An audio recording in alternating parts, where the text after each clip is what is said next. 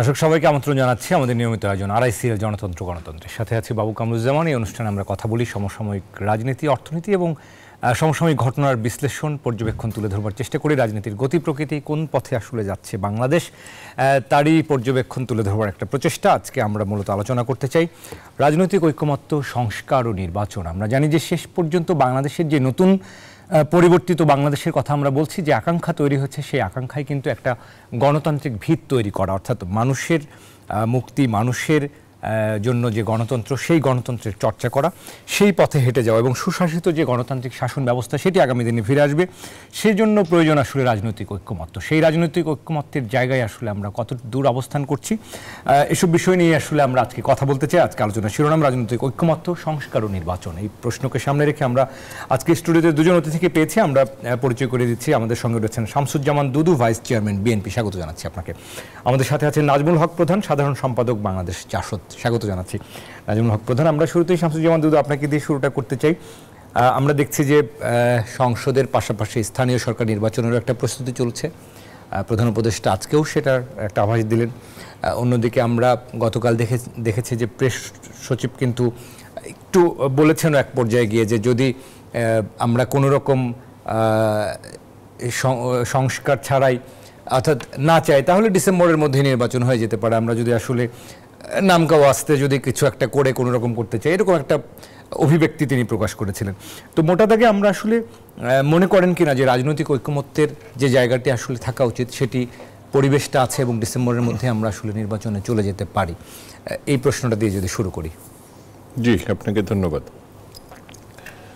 Doctor Mohammad Yunus সাহেবের সচিব যিনি, তিনি যদি ডক্টর মোহাম্মদ ইউনূস সাহেবকে মানেন এবং তার বক্তব্য তিনি শ্রবণ করেন, শোনেন, তাহলে রাজনৈতিক দলগুলোর ঘাড়ে দোষ চাপানোর প্রয়োজন পড়তো না।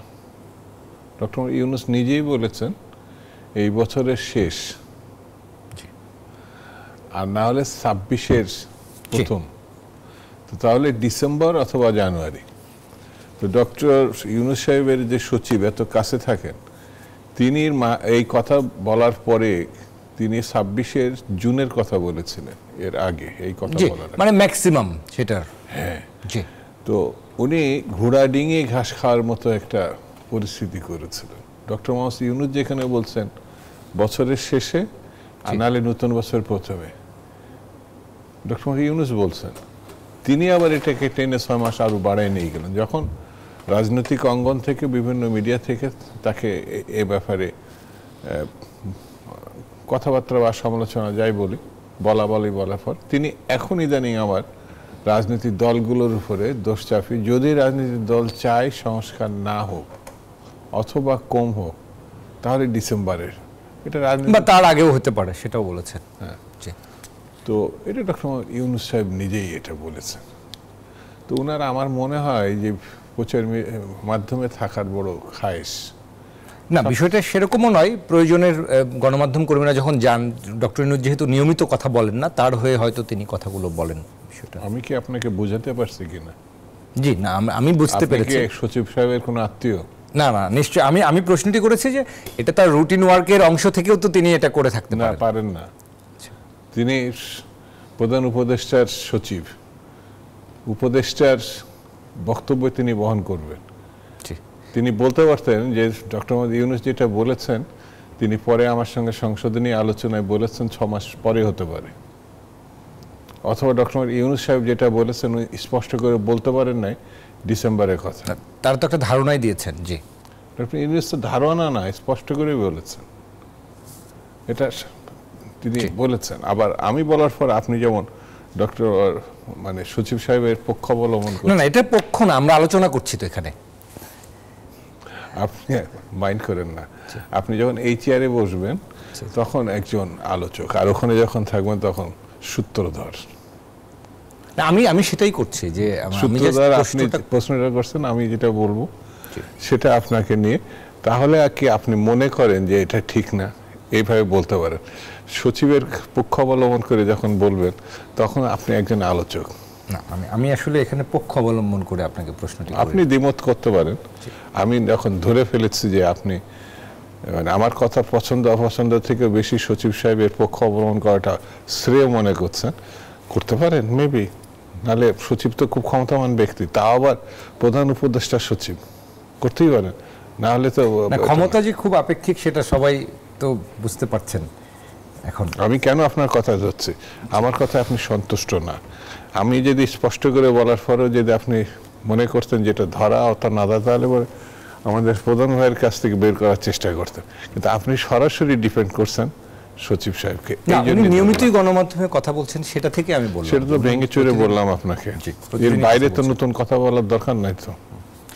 জি, আমরা নাজমুল হক প্রধান আপনার কাছে একটু শুনি যে আমরা আসলে রাজনৈতিক ঐক্যমত্যের জায়গাটায় আসলে দেখেন কিনা যে আমাদের আসলে ডিসেম্বরেই নির্বাচন আমরা হয়ে যায়, যদি সেক্ষেত্রে আমাদের পরিবেশটা কতটুকু সহায়ক আছে সেই জায়গাটায় আমরা আসলে। আমি ওনার সঙ্গে দুদুবের সঙ্গে কিছু যোগ করতে চাই, সেটা হচ্ছে যে সচিবের কথাটা আমার কাছে কেন জানি মনে হয় যে কূটনীতিকের মতো কথা বলছেন উনি, লাইক ডিপ্লোম্যাট।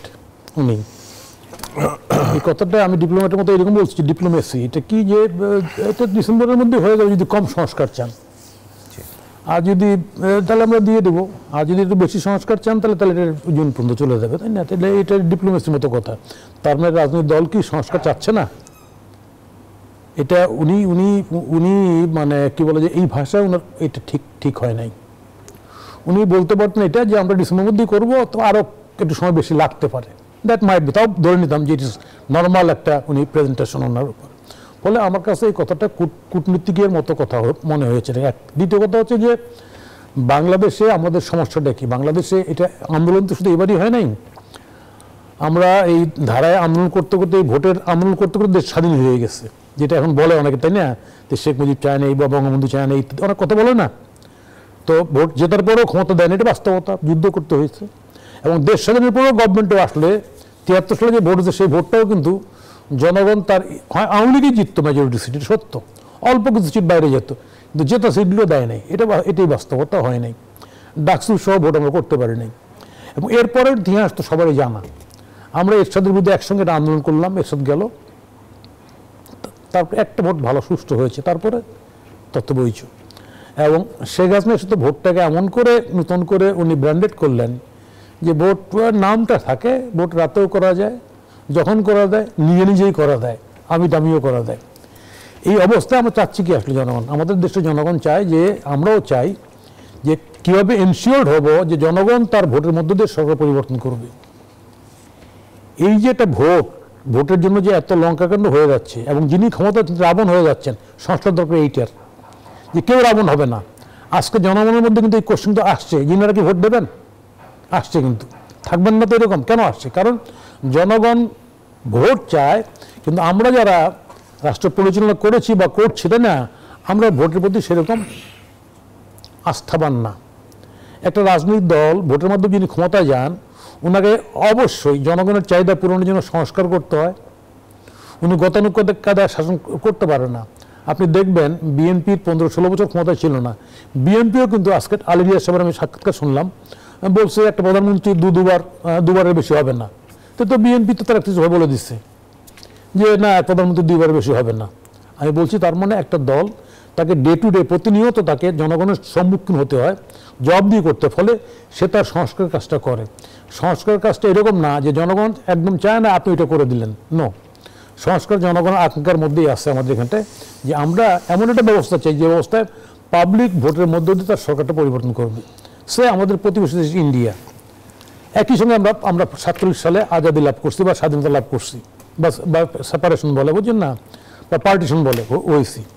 আমরা সেটেল করতে পারি, ওরা কিন্তু সেটেল করছে, ওরা কিন্তু ভোটের মধ্য দিয়েই ক্ষমতায় আসছে। আজকে এখানে বিজেপি, যে ধর্মীয় উগ্র সাম্প্রদায়িক শক্তি বিজেপি ক্ষমতায়, তাকেও কিন্তু ভোটের মধ্য দিয়ে ফাইট করতে হচ্ছে, তাকে জোট করে। আজকে এখানটা এই ঘটনা ঘটতে পারে, সামনে শক্তি আসতে পারে ক্ষমতায়, ধর্মপন্থী উগ্র দল আসতে পারে ক্ষমতায়, কিন্তু আমাকে ওটা ভোটের মধ্যে দিয়ে ফাইট করতে হবে। তাহলে ভোটের অধিকারটা যদি জনগণ নিশ্চিতই প্রয়োগ করতে পারে, তাহলে আমি জনগণের প্রতি আস্থা রেখে আমরা সামনের দিকে এগোতে পারি, যেটা বাংলাদেশে কখনো হয় নাই, 47 থেকে হয় নাই। আজকে সেই কারণে এখানটা ভোটের কথা বারবার আসতেছে, in this way that way. হ্যাঁ, আপনি বলতে পারেন, এখানটা সরকারের পক্ষ থেকে বলতে পারে যে আপনারা পারেন, হ্যাঁ পারি নাই, আমরা পারি নাই দেখে তো আজকে অবস্থা হয়েছে। না, আমার একটা প্রশ্ন জায়গায় যে আমরা যদি শুধু একটা ভোট করে নির্বাচন হয়ে যায়, তাতে করেই মনে করেন কিনা যে বাংলাদেশের একটা যে আমরা যে সুশাসনের কথা বলছি, যে গণতান্ত্রিক চর্চার কথা বলছি, বা সুশাসিত একটা শাসন ব্যবস্থা, সেটা কি হয়ে যাবে? শোনো, সুশাসিত শাসন ব্যবস্থা সংস্কার করা যায় না। আচ্ছা, ভোট হলেই হয়ে যাবে? না, ভোট হলে হয়ে যাবে না। ভোটটা হচ্ছে একটা বিষয়, তার সঙ্গে আরো অর্গান আছে। যেমন আমি কিছুক্ষণ আগে দেখতেছিলাম এখানটা, আপনার এখানটায় যে আপনার এই নিউজ অনলাইনে নিউজ গেছে, কালকে বেগম খালেদা জিয়া উনি চিকিৎসার জন্য লন্ডন গেছেন, লাখো লোক ছিল রাস্তায়, কিন্তু অনলাইনে নিউজ গেছে যে শেখ হাসিনা গুলশান বানানে অতিক্রম করতেছেন। একটা ভুল নিউজ। না, এই যে ভুল নিউজ একটা, তাহলে যারা সংবাদপত্র যেটা আছে না, এটার একটা প্রপার রোল রাখবে। যা ইচ্ছে তাই সংবাদপত্র করা যায় না। এই যেমন আজকে এটার কারণে শাস্তিমূলক ব্যবস্থা যেটা নেওয়ার নিশ্চিত, সেটা ঠিক আছে, কিন্তু আমি বলছি যে তাহলে একটা সংবাদপত্র, আমাদের প্রেস কাউন্সিল আছে, কি রোল প্লে করে আপনি জানেন? আজকে বলছে কামাল সাহেব, দরকারি নেই এটার। আমাদের পুলিশ বাহিনী কি রোল প্লে করে আপনি জানেন? ওটা কইতে কলিকাতা চলে যায়, বুঝছেন না? আমাদের আমলারা কি করে আপনি জানেন? আমাদের নির্বাচন কমিশন কি করে আপনি জানেন? তাহলে আমরা সংস্কারের জায়গাতে ওইটা। আপনি শুধু ভোট তো চাচ্ছেন, আপনি বলতেছেন চেষ্টা করতেই হবে এখানটায়। আপনি এই পুলিশ এইভাবেই রাজত্ব করবে? না, করতে পারে না। তাহলে সংস্কারের কথা আমরাও বলছি না তা না।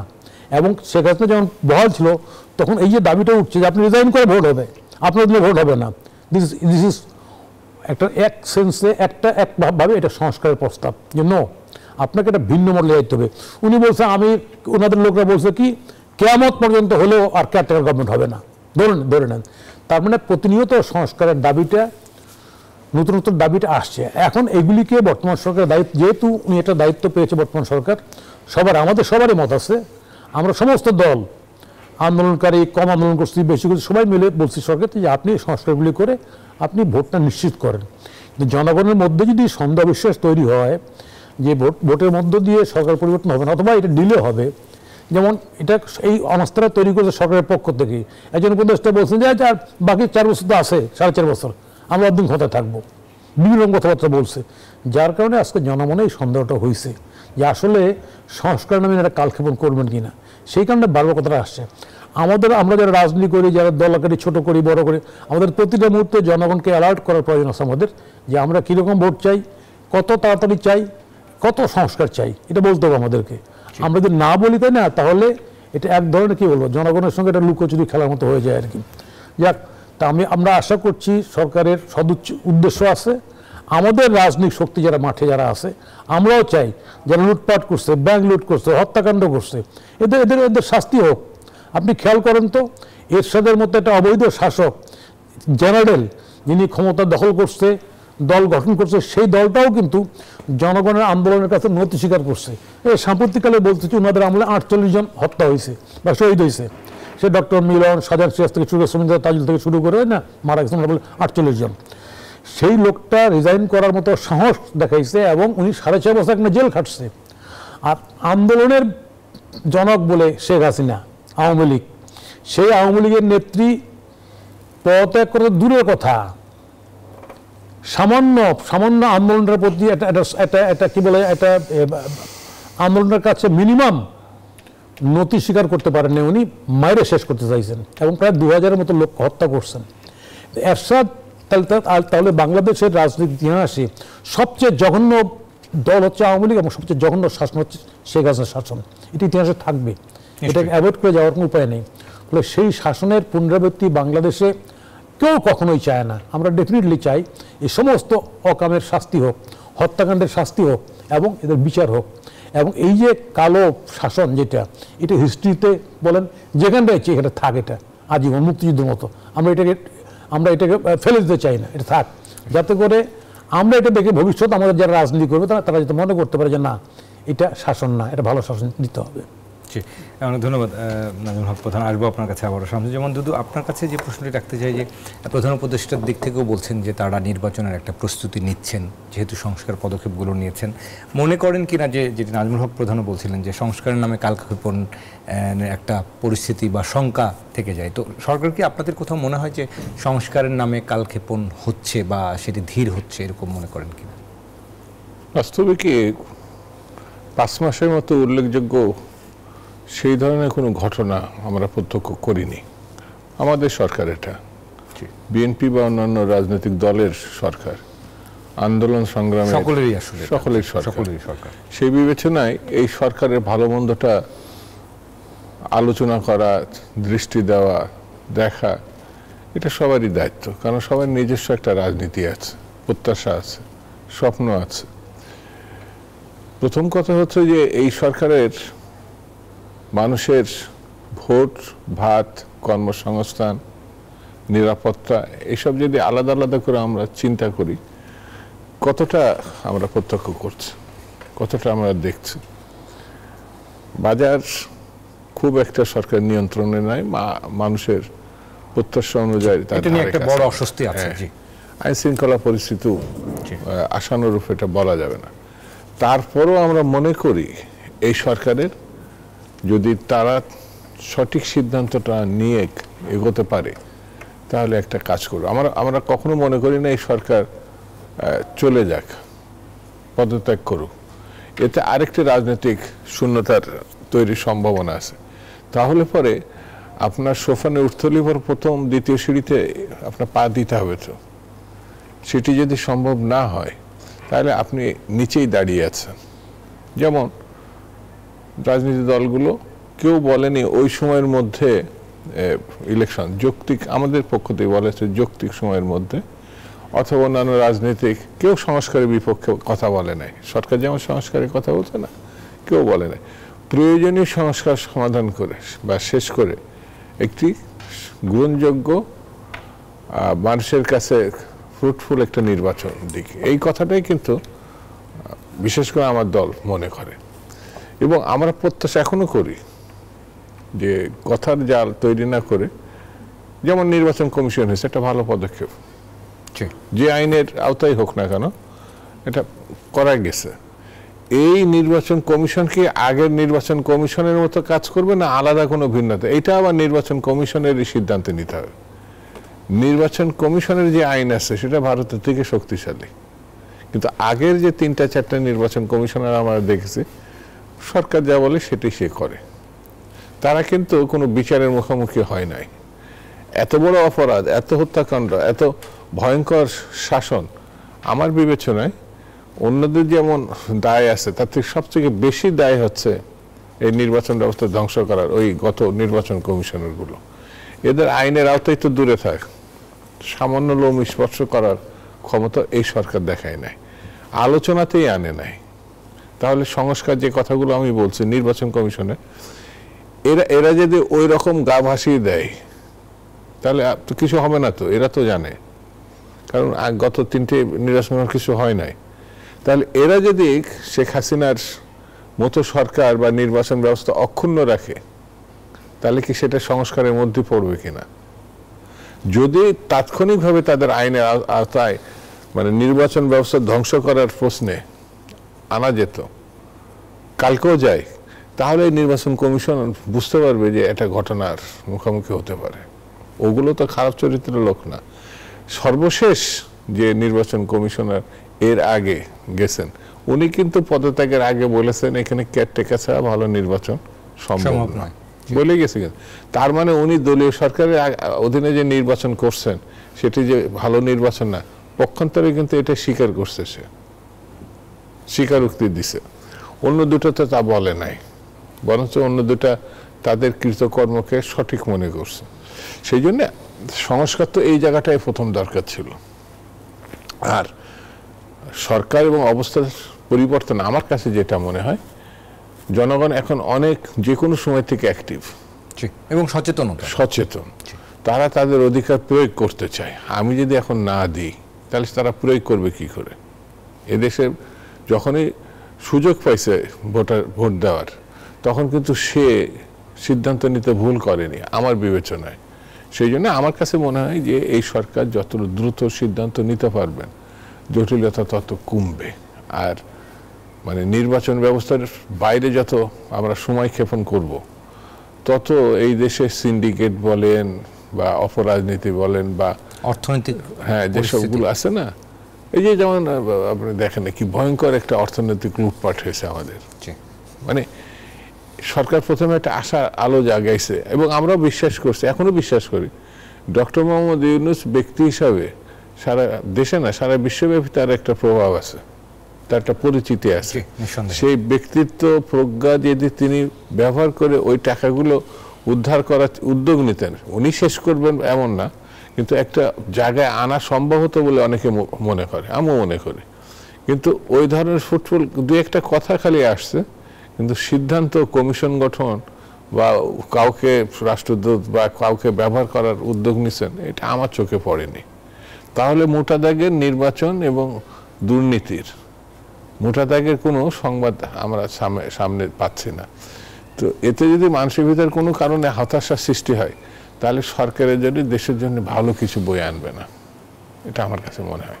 জি, একটু বলবেন কিনা যে মানে আমরা কি রাজনৈতিক ঐক্যমত্যের জায়গায় কোথাও অনেক সময় আমরা বলা হচ্ছে বারবার এই ঐক্যমত্যের কথা বলা হচ্ছে যে ঐক্যমত্যটা আসলে অনেক বেশি জরুরি প্রয়োজন, সেই জায়গাটা কতটা জোরালো হচ্ছে আসলে ঐক্যমত্যের জায়গায়?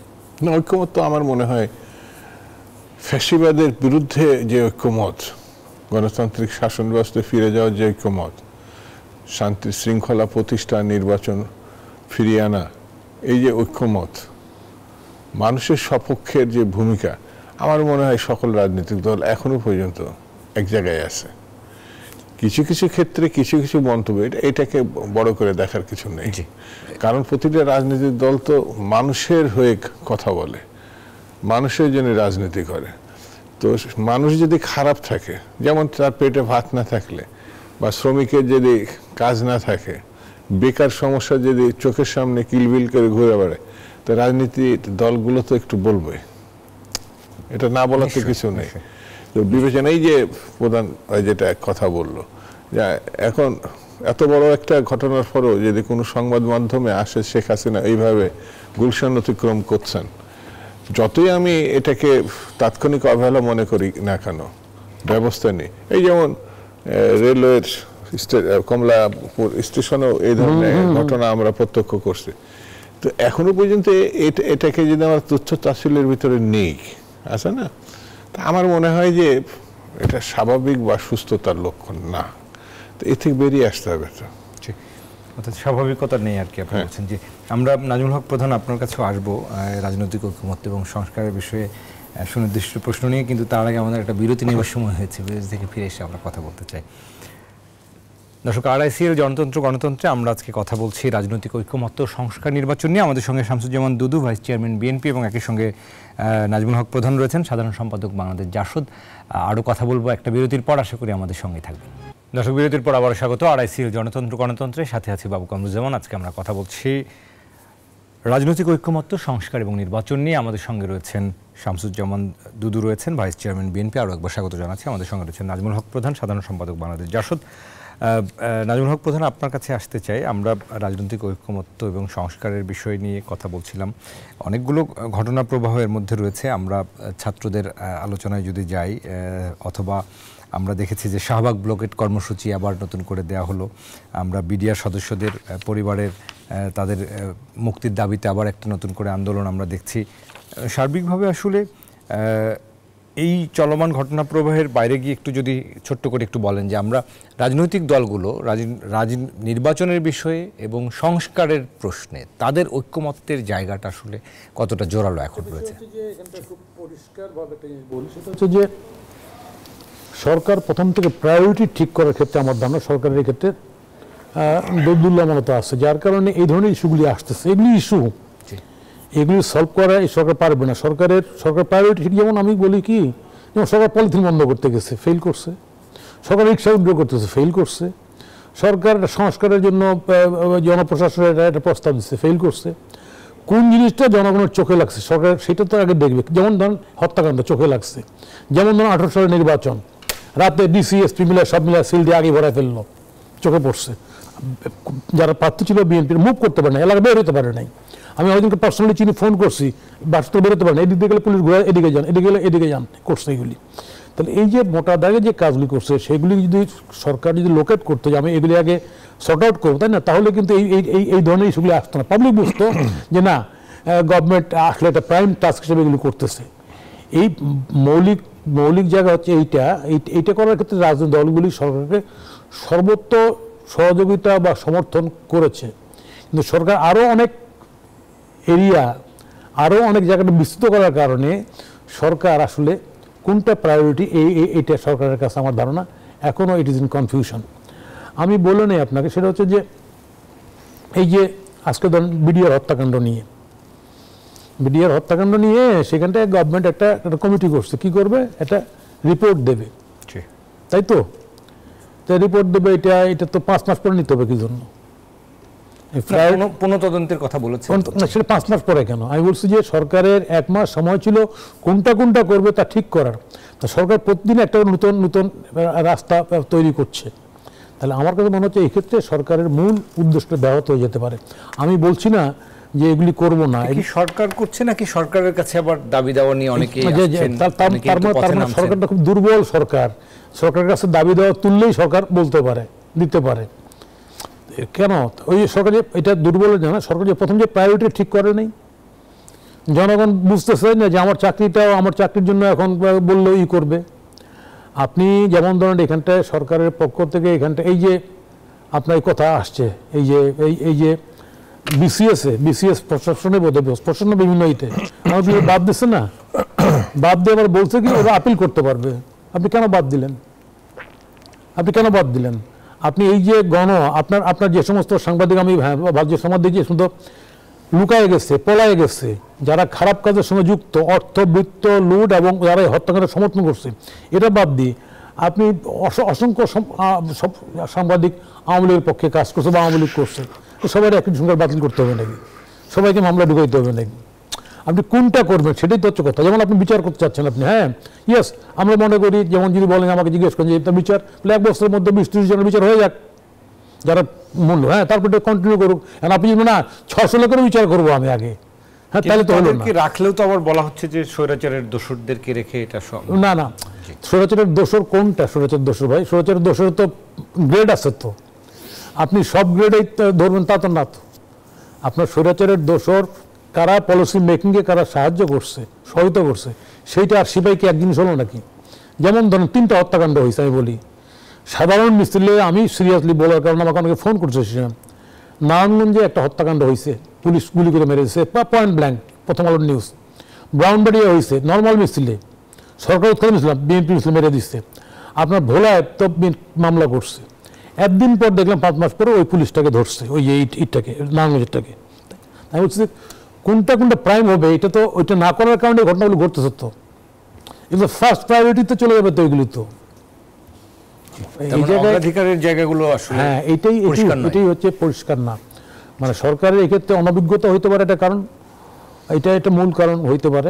এবং পলিটিক্যালি ওইভাবে চিন্তা করার হয়তো সব গভর্নমেন্টের সুযোগ নাই বা সুযোগ ছিল না, এটাও একটা হইতে পারে। কারণ আমি যেটা লক্ষ্য করতেছি সরকারের, এই যে ধরেন যে বিডিআর, এটা 5 মাস পরে আসবে কেন? বা হোলি আর্টিজান, যদি তদন্ত করতে হয় আমাকে তো সেভাবে করতে হবে। তো এই কারণে এখানটায় এই সন্দেহ বিশ্বাস আছে। তারপরেও আমরা চাই ঐক্যমতের বিষয় হচ্ছে এইটা, আমরা এই সরকারকে সহযোগিতা করে আমরা চাই যে সরকার এই আচার বিচার করে সরকার নির্বাচনের দিকে এগিয়ে যাক, এটি হলো আমাদের কথা। আর একটা কথা এখানটা জনমনে আছে, এখানটা দল তো যে কেউ করতে পারে, কোনো অসুবিধা নেই। আজকে ডিক্লারেশন বলেন, এই বলেন, সেই বলেন, দল করার ক্ষেত্রে কোনো আপত্তি নেই, যে কেউ দল করতে পারে, নতুন দল হবে, এটি স্বাভাবিক। আন্দোলনের নিয়ে, স্পৃহা নিয়ে বা নিয়ে দল করুক, নো প্রবলেম, কিন্তু বাট ক্ষমতাটাকে ডিস্টার্ব করে না। জি, অনেক ধন্যবাদ। আমরা আসবো আপনার কাছে। শামসুজ্জামান দুদু, একটু আপনার কাছে আসতে চাই। আমরা রাজনৈতিক ঐক্যমত সংস্কার নিয়ে অনেক কথা বলছিলাম, নির্বাচন নিয়ে একটু নতুন দলের বিষয়টা নিয়ে যেটি বলছিলেন নাজমুল হক প্রধান, আপনি মনে করেন কিনা যে নতুন দল স্বাভাবিক প্রক্রিয়ায় আসতেই পারে? এই বিষয়টা নিয়ে অনেক আলোচনা হচ্ছে, অনেক রকম মাঠ পর্যায়ে আলোচনা হয় যে নতুন দল গঠন নিয়ে, এটাকে আপনারা আসলে কিভাবে দেখেন?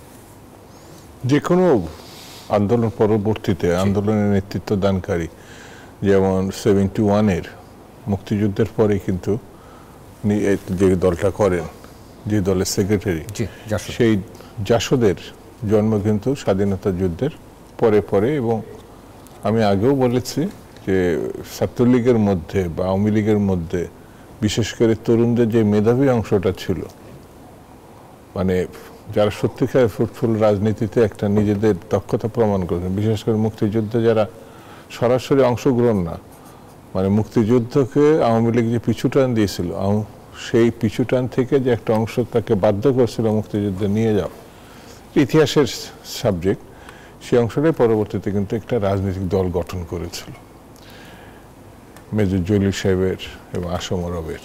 আসম আরব তখন সবেমাত্র ছাত্র রাজনীতি থেকে, তখনও ডাকসু সে ভিপি ছিল এবং তার পরপরে।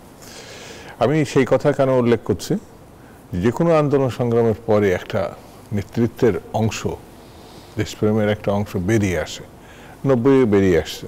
আমরা যারা এখন ছাত্র রাজনীতি করি, শুধু যে বিএনপিতে তা না, ওই সময় যারা ছাত্র রাজনীতি, এরশাদ বিরোধী রাজনীতি করেছে এবং এরশাদের পতন ঘটনা 90 যে ছাত্র জনতা গণঅভ্যুত্থানের নেতৃত্ব দিয়েছে ছাত্র অংশের, তারা কিন্তু এই মুহূর্তে কোনো না কোনো দলের শীর্ষ অবস্থানেই কিন্তু তারা রয়েছে।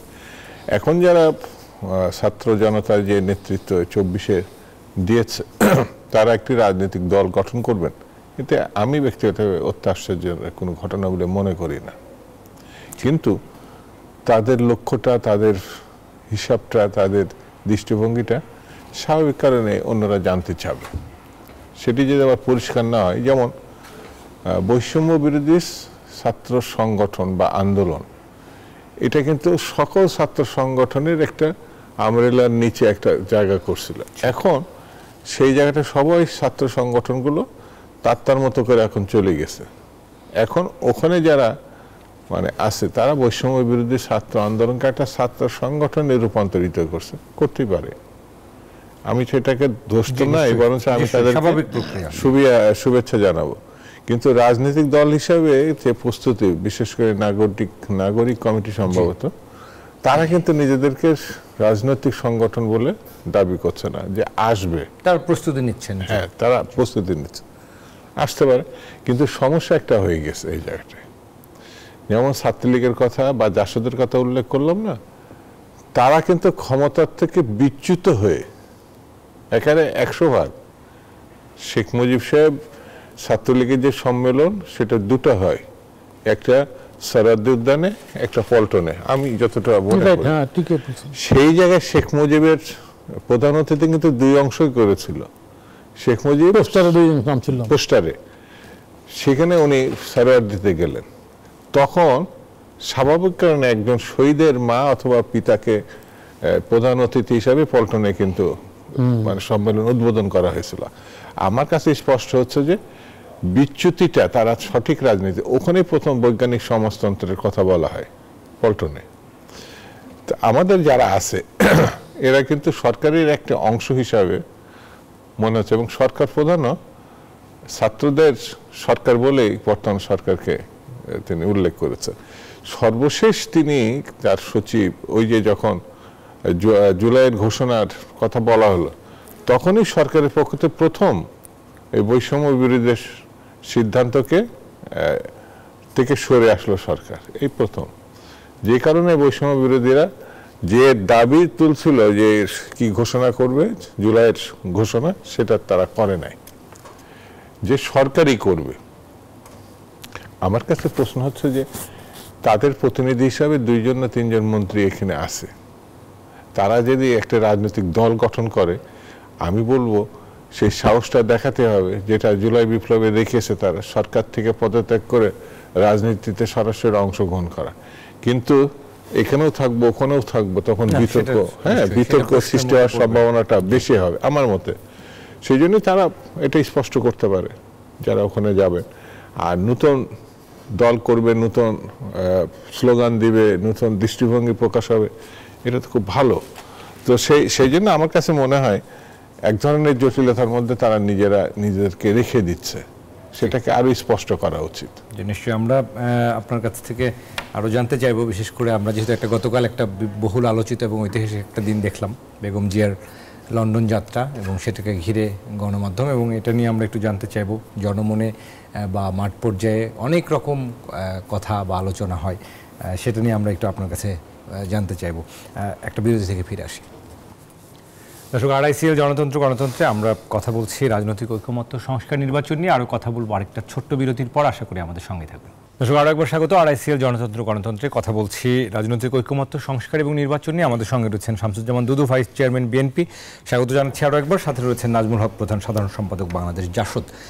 স্বাগত নাজমুল হক প্রধান। আমরা নাজমুল হক প্রধান আপনার কাছে আসতে চাই। একেবারে সংক্ষেপে একটু যদি আমরা সব মিলিয়ে একটা পরিবর্তিত পরিস্থিতির মধ্য দিয়ে যাচ্ছি, আবার নানা রকম চড়াই উতরাই, নানা রকম পরিস্থিতি তৈরি হচ্ছে, যেটা মানুষের মধ্যে অনেক সময় অস্বস্তি তৈরি করছে, ছন্দ পতনের ঘটনা ঘটছে।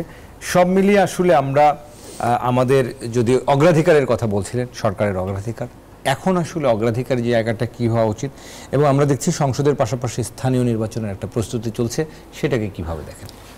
না, আসলে প্র্যাকটিক্যালি সরকারের, আমি ওই যে বললাম, যে কথাটা বলার চেষ্টা করলাম, এই সরকারটাকে বুঝতে হবে যে আমি এটা অন্তর্বর্তীকালীন সরকার। এই সরকারটা এটা রিয়েলাইজ করতে যদি ফেইল করে, তাই না, তাহলে সরকারের কাজের ক্ষেত্রে, এই প্রায়োরিটির ক্ষেত্রে সরকার গোলমাল করে ফেলবে। এটা স্বাভাবিক বিষয়। কারণ অন্তর্বর্তীকালীন সরকারের প্রাইম টাস্ক কি, প্রধান টাস্ক কি? আপনি দেখেন, সরকার এই স্থানীয় সরকারকে বাতিল করলো। তো বাতিল করলো, আবার যখন একটা মামলা হয়ে গেল চিটাগাঙ্গে, মামলা করে ওটা আবার রেজিস্টার্ড হলো কিন্তু চিটাগাঙ্গে। তা আপনি, তার মানে আপনি ওই সময়ের ইলেকশনটাকেও আপনি অ্যাগ্রি করলেন। তো বাতিল করার পর কী নিয়োগ দিবে, প্রশাসক দিবে না দিবে না, মেম্বার থাকবে না কী থাকবে, এটা নিয়ে সরকারের বহু ডিলেমা গেল। অ্যাজ এ হোল, এখন নির্বাচন আপনি আগে স্থানীয় সরকার করবেন। আপনি কী জন্য স্থানীয় সরকার নির্বাচন আগে করবেন? আমাকে কারণটা তো জানতে হবে। তো মানে কি করতে চাচ্ছেন? বলছে কি যে ট্রায়াল আগে বুঝতে হবে নির্বাচনটা কেমন হবে। নির্বাচন যারা করছে বাংলাদেশে, নির্বাচন যারা করছে, আমি যে বললাম, এটা মূল, এটা 18 সালের নির্বাচন, যে নির্বাচনটা ভোটটা রাতে হয়ে গেছে ভোটটা। আর 14 সালের ভোটে ধরেন যে একটা দল আসেই নেই, সেটা আর একটা ফিচার। তাহলে আমি একটা যদি ধরি 14 সালের ভোট, 18 সালের ভোট এবং 24 সালের ভোট, তাহলে আমাকে 18 সালের ভোটটা যদি ধরি, এটা মারাত্মক একটা ভোট। সমস্ত দল অংশগ্রহণ করছে এবং সেইখানটায় মেজর দল অংশগ্রহণ করছে এবং সেইখানটায় এই ঘটনা ঘটে গেছে। তাহলে আপনার ওই কাজটা যারা, ওই দুষ্কর্মটা যারা করেছে, রাজনৈতিক শক্তি থেকে শুরু করে সরকারের প্রশাসন, আইন শৃঙ্খলা রক্ষাকারী বাহিনী বা জনপ্রশাসন যারা করেছে, বা নির্বাচন কমিশন, আপনাকে এইটাকে আগে ধরতে হবে। তো আপনি এইটাকে না ধরে আপনি আগে ওই সরকার নির্বাচন করে কী ট্রায়াল দিতে চান, কী দেখাইতে চান আপনি? সরকারের পক্ষ থেকে যে ব্যাখ্যা আসছে না, যে আগে বুঝতে হবে নির্বাচনটা কেমন হয়, মানে স্কোপ নিউজ, সরকারের পক্ষ থেকে ব্যাখ্যা না, বা যারা নিউজ করছে এটা নিয়ে, যারা বলছে যে আগে ওই নির্বাচনটা করে বুঝতে হবে নির্বাচনটা ভালো হবে কিনা। আপনি যে আমলা, যে প্রশাসনের যদি নির্বাচনের কারণে যদি সাজানো হয় কারো, তাহলে কখনোই এই গভর্নমেন্ট ভালো নির্বাচন করতে পারবে না। পরিষ্কার,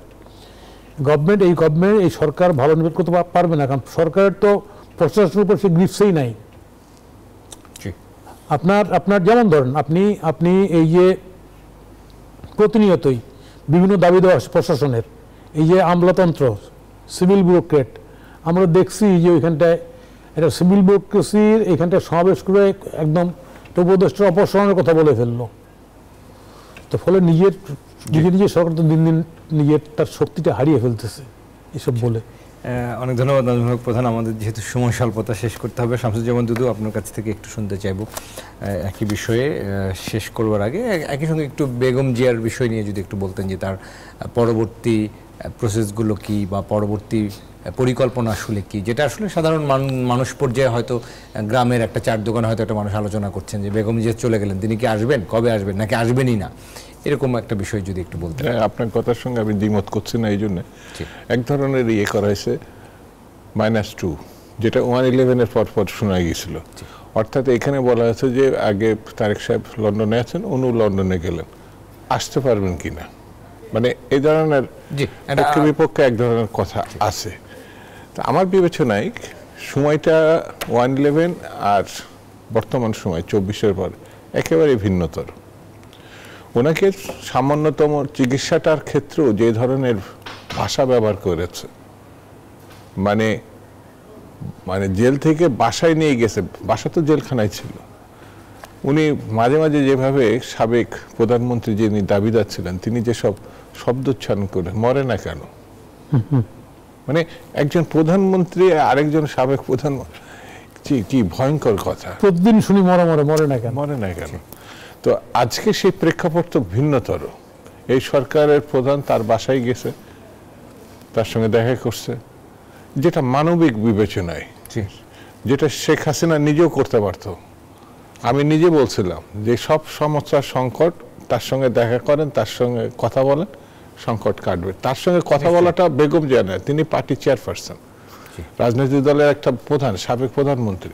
তা আমার কাছে যে মনে হয়েছে যেটা, তিনি গেছেন, দেশবাসীর দোয়া কামনা করেছেন, এবং যাওয়ার সময় কিন্তু আমাদের দলীয় নির্দেশনা ছিল কোনোভাবেই যেন রাস্তায় বিঘ্ন ঘটে এমন পরিস্থিতি না করা, অর্থাৎ মিছিল, ট্রাক, বাস নিয়ে যাওয়া নিষেধ করা। তারপরে সাধারণ নেতা কর্মী বা তার সমর্থক বা তার শুভাকাঙ্ক্ষী তারা কিন্তু গেছে।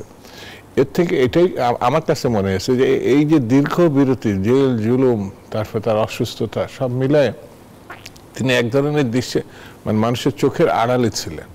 কিন্তু এই যাত্রা মনে হয়েছে যে এখনো মানুষ গণতন্ত্রের সপক্ষে, উনি তো গণতন্ত্রের প্রতীক আমার বিবেচনায়, কারণ ওই যে দীর্ঘ লড়াই সংগ্রামে তাকে ঘিরেই কিন্তু আন্দোলনটা, 90 যে গণঅভ্যুত্থান, পরবর্তীতে যে নানান ঘটনা, সেই জন্যে বেগম খালেদা জিয়া ফিরবেন শুধু না, তার ফিরে আসাটা আমার কাছে মনে হয় প্রতীকী অর্থে গণতন্ত্র ফিরে আসা, এমনকি তারেক সাহেব ফিরে আসা, গণতন্ত্র ফিরে আসা। আর শেখ হাসিনার কোনো যে কথাগুলো বলছে, তিনি ঠুস করে ঢুকে যাবেন, তো এই ঠুস করে ঢুকাটা আছে ফ্যাসিবাদের ঢুকে যাওয়া, এটা আমার কাছে মনে হয়েছে। তো সেই বিবেচনায় শুধু চিকিৎসা না, আরো সুস্থ সুন্দরভাবে এসে এই যে বাংলাদেশের রাজনীতিকে আরো সহায়তা করা, তার তো অনেক অভিজ্ঞতা আছে, সেই অভিজ্ঞতাকে কাজে লাগানো, এটা আমার কেন মনে হয় এই মুহূর্তে সব থেকে বড় একটা জরুরি কাজ। সেই জন্যে তিনি ওখানে গেছেন। আলটিমেট আমি যেটা শুনেছি, উন্নতর চিকিৎসার জন্য লন্ডন থেকে আমেরিকারও যাওয়ার প্রশ্ন আছে, দেখা দিতে পারে।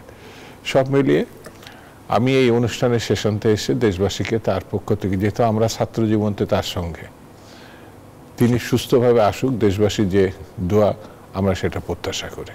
জি, নিশ্চয়ই। আমরা আপনাদেরকে অসংখ্য ধন্যবাদ জানাই, আপনাদের দুজনকে আজকের এই আলোচনায় সময় দেওয়ার জন্য। আমরা পরবর্তী অনুষ্ঠানে নিশ্চয়ই আবারও আপনাদেরকে পাবো। Thank you. দর্শক, আমরা আশা করব যে আজকের যে আলোচনা, রাজনৈতিক ঐক্যমত্য, সংস্কার, নির্বাচন, সেই ঐক্যমত্যের ভিত্তিতে সুন্দর একটি নির্বাচনের মধ্য দিয়ে টেকসই বাংলাদেশ বিনির্মাণ হোক, সেই প্রত্যাশায় আজকের গণতন্ত্র আমরা শেষ করছি। আগামীকাল আবারও নতুন বিষয় নিয়ে, নতুন অতিথি নিয়ে দেখা হবে। সবাইকে শুভরাত্রি।